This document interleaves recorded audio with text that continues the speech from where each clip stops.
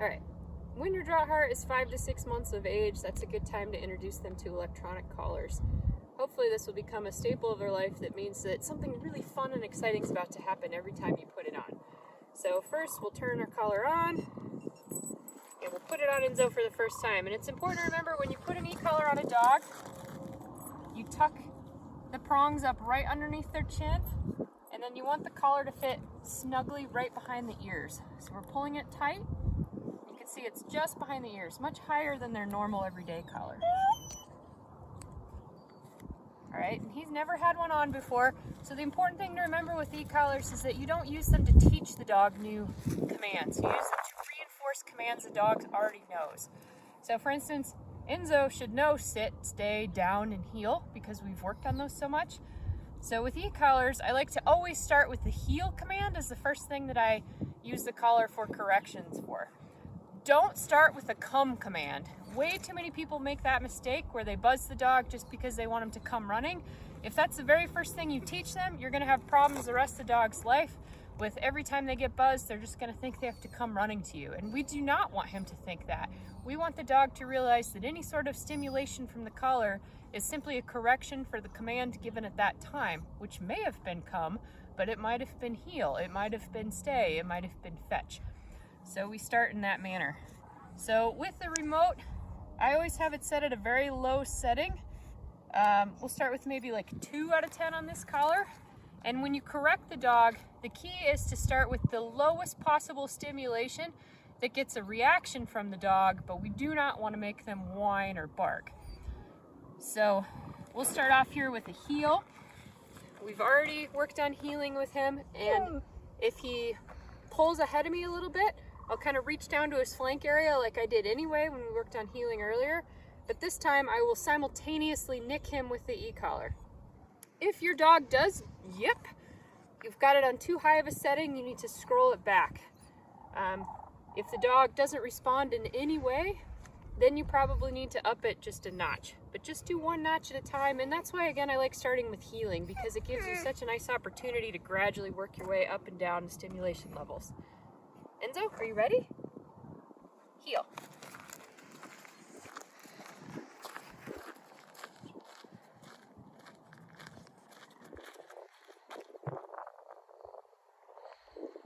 I just nicked him with a 2 for being a little ahead of me.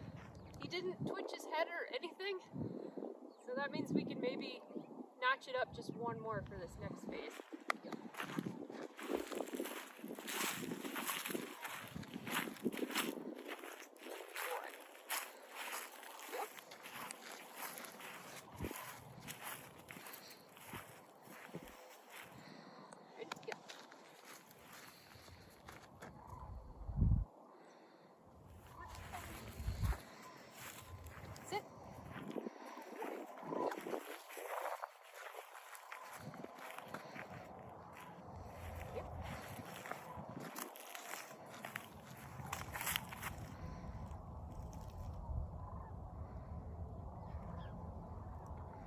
Sit.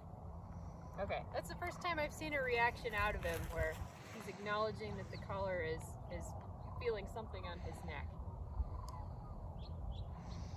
So now we know what level is going to encourage the reaction that we need, so we'll keep going. Ready? Yeah.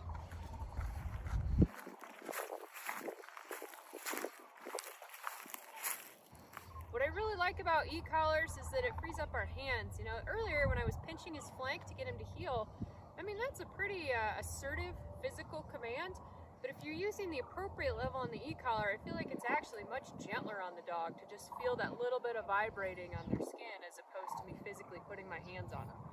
So you can see we're getting the response we want though, where he's calmly heeling. I've got the collar in my hand, or the remote in my hand, so I can correct him if necessary, but again, just correcting him at lower levels, only when necessary. Go.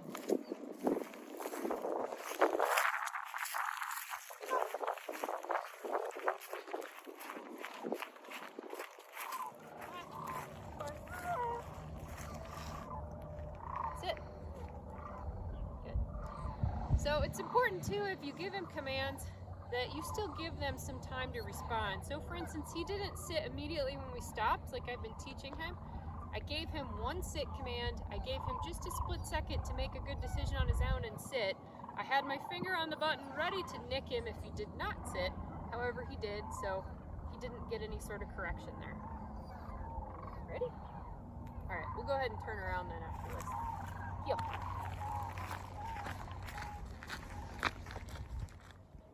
So now that he's comfortable with the e-collar, we'll start to do some heeling off lead, where we only use the collar to correct him instead of him feeling the tension of the lead. Ready? Heel. Good boy. Good job. Good. Heel. Good. And we can still use positive reinforcement. You can hear maybe that I'm talking to him, I'm telling him what a good boy he is, I'm giving him a treat here. Don't feel like just because you've used the e-collar now that it all has to be negative. We still want to incorporate at least as much positive reinforcement into every training exercise. Enzo, ready? Heel. So vary your speed. You can see I stopped pretty abruptly there. But again, you want to challenge them. You want to make them make a mistake so that you can issue the correction. So he got a small ding there for overrunning me. Hey, come here. Sit. Good. Heel. Come on, keep up.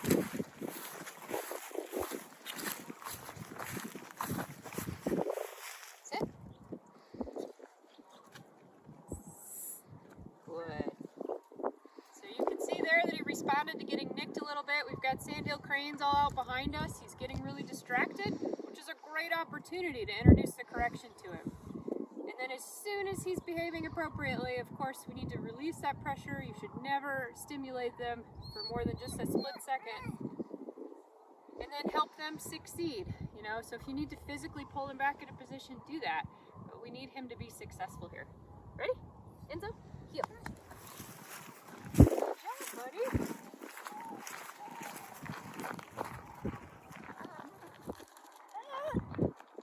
Sit. Good. Good job. Heel. Good. Left side. Left. Come on. Left. Whoops. You heard him whine just a little there, so I turned it down a notch. Again, we don't want that kind of response. We just want him to feel a nick, just like you might feel a little vibration on your neck that reminds you that you should be doing something else. Ready? Heel. Sit. Good.